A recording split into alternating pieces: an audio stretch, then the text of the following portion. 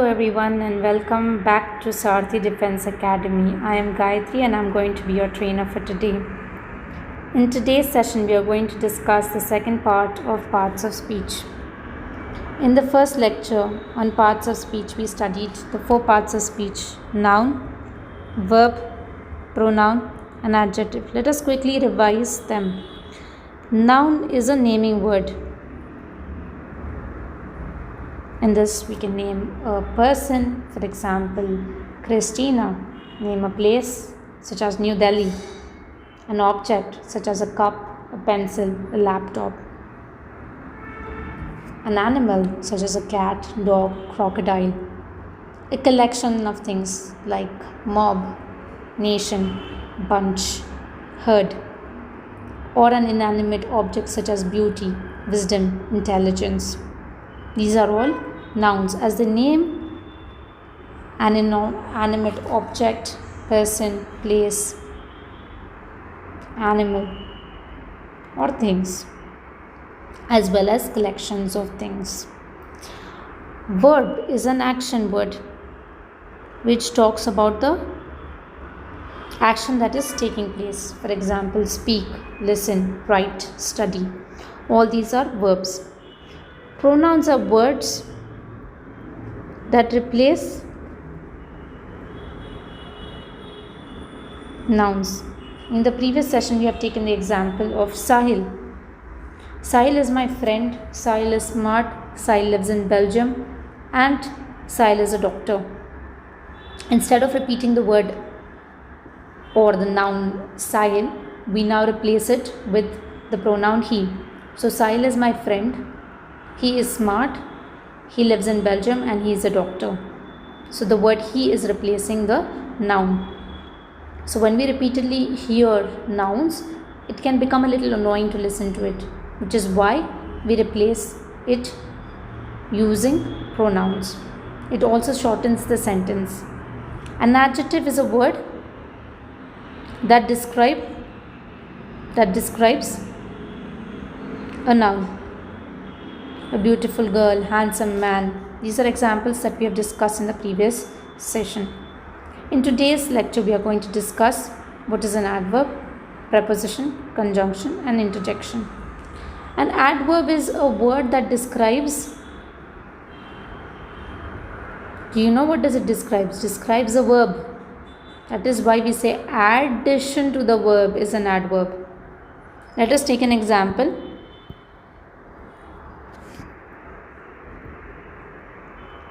He runs fast. Here the word fast is describing the running or how he is running.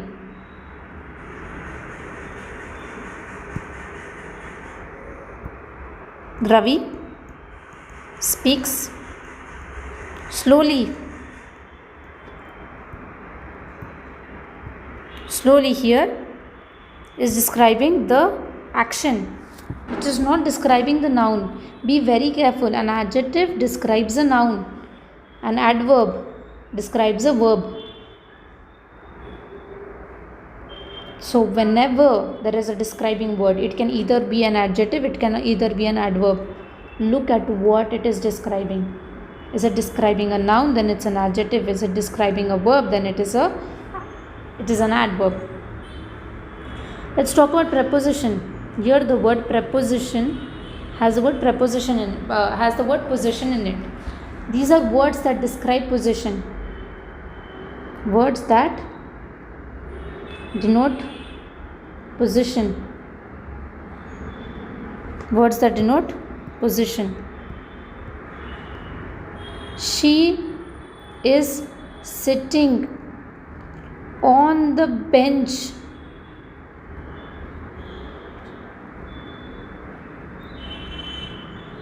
Here the word on is talking about the position of the noun,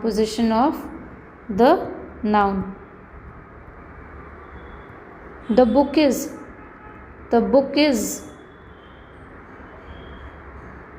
under the jacket.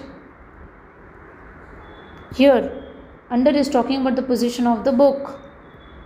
So what is preposition? Preposition is a word that denotes the position of the subject or the noun in the sentence.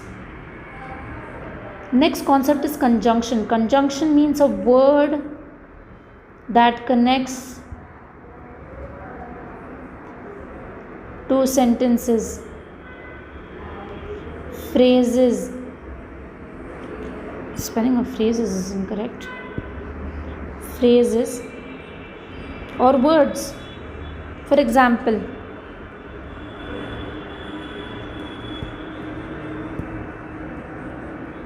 Seema and Vandana are sisters.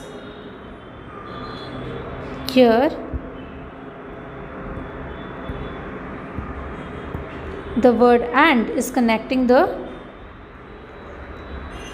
two elements of a sentence, Seema and Vandana. Rather than saying Seema, let us say Seema is the sister of Vandana. In this case, we are not using what is called as an interjection. When we say Seema and Vandana are sisters, then we are using and, which is in conjunction, which is connecting two or more words. So this is becoming a sentence which is easier to understand. Seema and Vandana are sisters rather than Seema is sister of Vandana. Similarly, let us take another example.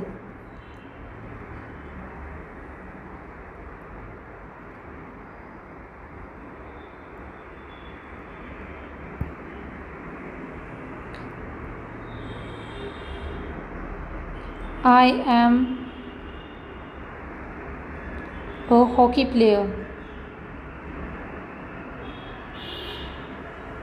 as well as a hockey coach.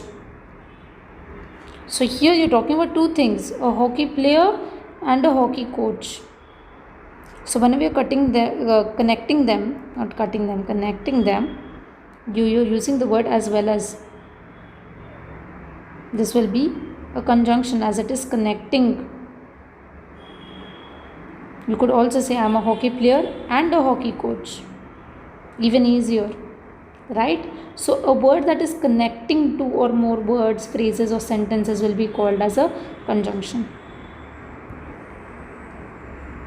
Let me just erase a few examples so I can put an example of interjections.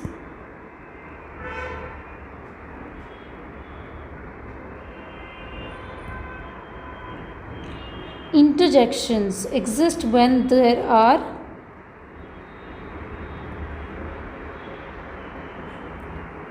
exclamatory sentences used. An interjection is an exclamatory word.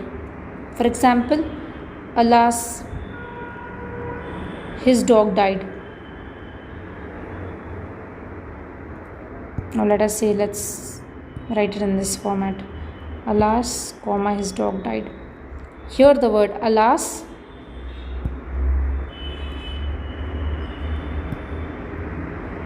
is an interjection because it is an expression. Or we say, let us take a happy example, hooray. We won the match. We won the match. We won the match. Now, we won the match is a sentence, okay? But when we add hooray to it, it gives a sense of excitement. So, anytime such an emotion is expressed using words, it will be an interjection. Alas, his dog died. We talk about this in case of sad events. Hooray! When we won something, when we accomplished something. Okay? So, let us quickly summarize all the parts of speech. A noun is a naming word. A verb talks about action. Its equivalent in Marathi would be Kriya Pad. A pronoun, Sarvanam, is a word that replaces a noun. Adjective is a word that describes a noun. Beautiful girl, handsome man. Adverb is a word that describes a verb. He runs fast. Ravi speaks slowly. So the words fast and slowly are describing the actions of the person. So they are describing verbs.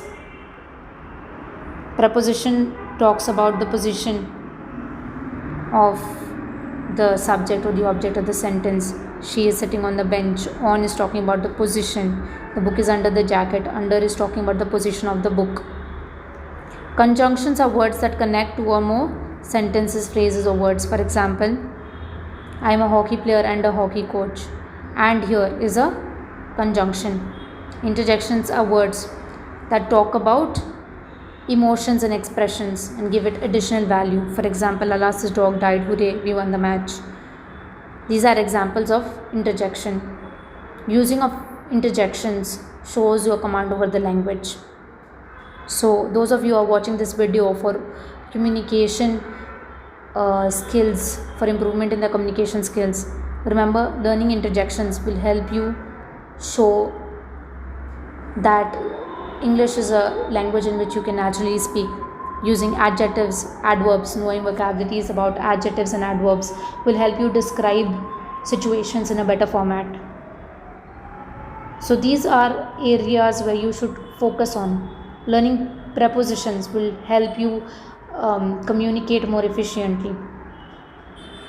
Use of conjunctions will help you understand where to use longer sentences, where to use shorter sentences. If you are talking about complex concepts, use shorter sentences. If you are a beginner in the language, use shorter, simple sentences.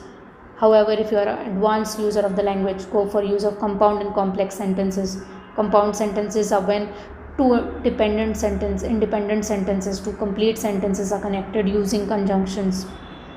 Whereas complex sentences are where a shorter phrase is used in a sentence, is connected to a sentence to add more meaning to a certain element of a sentence.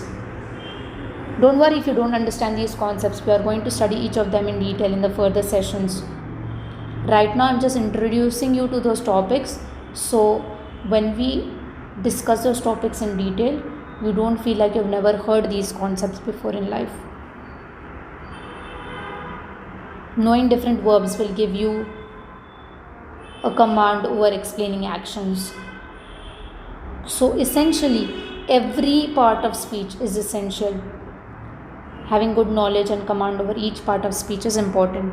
Take any sentence, you will know that each element of the sentence is in either of these, falls under one of these categories, 8 categories. Other than this, there is a topic known as articles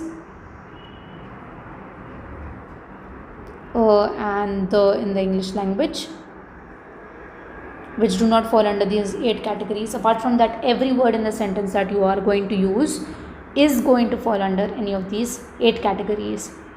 A quick way to revise this is pick out any book or an article from the newspaper and categorize each word in a very short paragraph.